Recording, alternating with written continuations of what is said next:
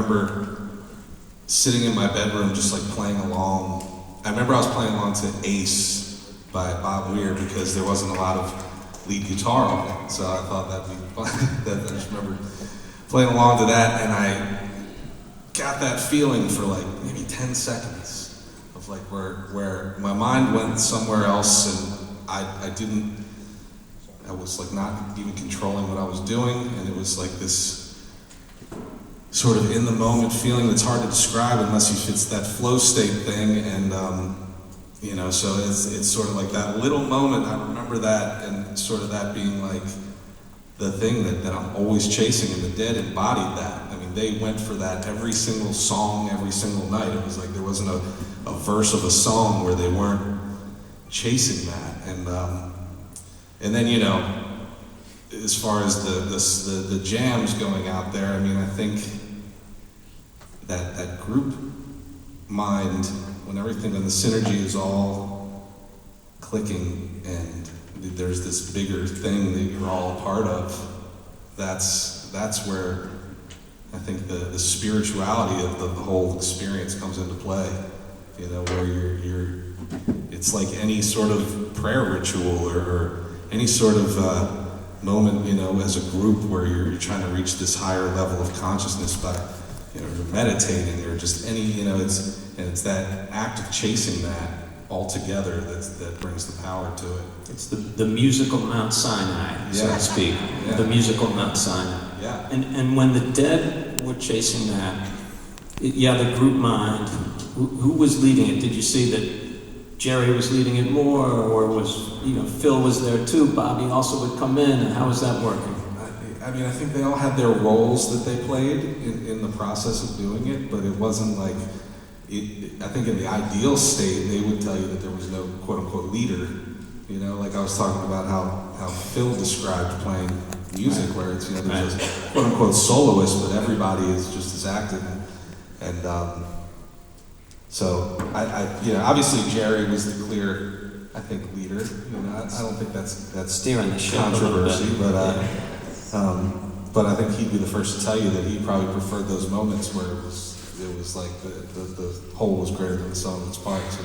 I do remember when Jerry died, so that would have been in August of '95, and Rolling Stone did a beautiful tribute edition, interviews with music people from throughout the industry, and Warren Haynes wrote a paragraph, and he said he never really understood the Dead, and then he went to a show, he had a backstage pass, and he was kind of standing off the side of the stage, backstage, and he was watching the whole thing unfold in real time. And the metaphor he used, he said, it was like watching this huge ocean liner cruising through the ocean, and he said it's really hard to steer an ocean liner, but Jerry Garcia knew how to steer that ocean liner. It was like that kind of thing. Yeah. And let's think of, were you going to say something? No. And let's think about that meditative piece, that spiritual piece. I mean, here we are in a shul, we were in a church last night, and I think in some ways Grateful Dead music creates that space for people, maybe more than any other kind of rock and roll music. Absolutely, and I think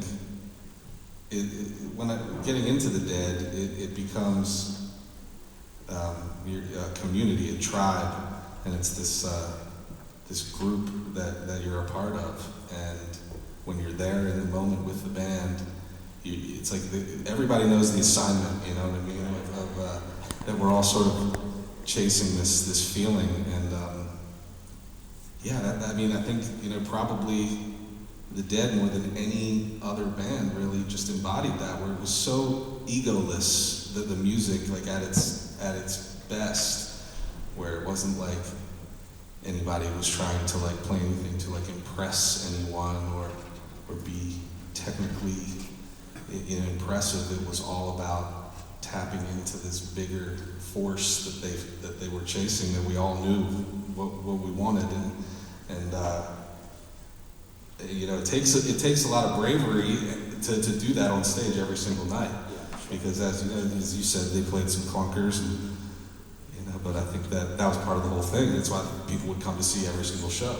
They see 7 shows in a row, because it just does something to us when we're in that in that meditative state, in the moment, we're kind of losing ourselves to the greater thing. And that's what their music did for me, and I know a lot of everybody else too. Well, here we are, Yeah, right? we're all here. Last week too, and again, I think Deadheads are looking for that space right now. You know, Yeah. you guys are again providing it so beautifully, and also that communal sense. You know, it's been remarked upon many times. There's just a lot of Jewish Deadheads out there. It's sort of a percentage-wise. Yeah, prevalence of Jewish Deadheads.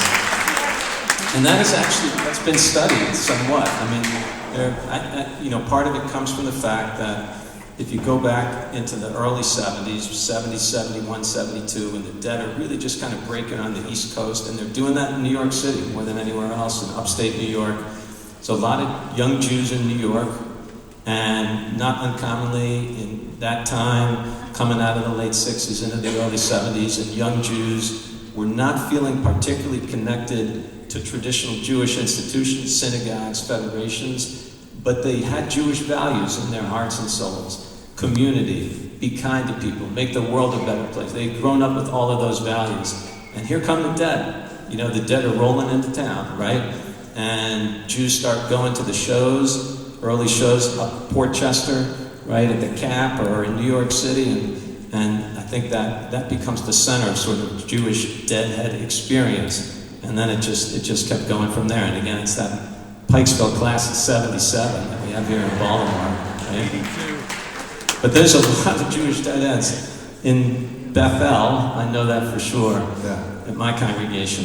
So it does make, it's like a community within a community these days. Well, I think I was talking to you about it. I mean, you think about what a long, strange trip it's been to Jewish people. I think just to have it in their generational makeup, they're wandering. Get out on the road. People, you know, and you know, have been forced to wander, and I think they just have restless souls to wander and find their people. And you know, it's you know, as you all know, there's a brother and sisterhood amongst Jewish people just because we're all Jewish. We're like, it's our people, and that's how the Grateful Dead community is as well. And, the tribal sense. The tribal sense. Yeah, absolutely. And you know, we have our rituals. We go to shows, to a spring tour, winter tour. You know, it's like different. You know, certain times of year you can always expect. You know, Yom Kippur, winter tour. You know, yeah. I won't, right, Eyes of the World, I won't tell you the choice that I made when I had it. It was either Seder or a show in Hartford. I won't go into that tonight. It's just not the right crowd here tonight. You know, when I was in rabbinical school, I wrote a paper comparing Shabbat to a Grateful Dead concert. I got an A in that paper.